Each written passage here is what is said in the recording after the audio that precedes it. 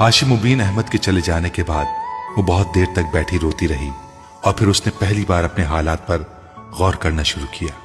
उसे घर से सुबह होने से पहले पहले निकलना था और निकलकर किसी महफूज जगह पर जाकर पहुंचना था। फिर जलालुन नसर का ख्याल आया।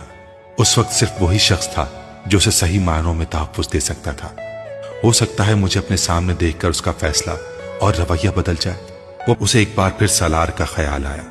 अगर मैं किसी तरह उसके घर पहुंच जाऊं तो वो मेरी मदद कर सकता है। उसने एक बैग में अपने चंद जोड़े कपड़े और दूसरी चीजें रख ली। उसके पास कुछ जेवरात और रकम भी थी। उसने उन्हें भी अपने बैग में रख लिया।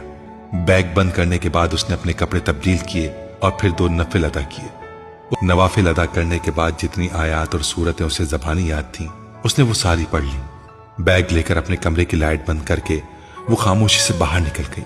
लाउंज की एक लाइट के अलावा सारी लाइटें ऑफ थीं।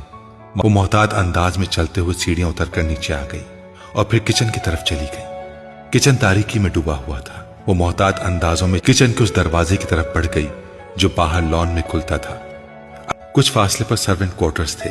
वो बेहद मोहतात अंदाज में चलते हुए अपने और सालार के घर की तरफ दरमियानी दीवार तक पहुंच गई।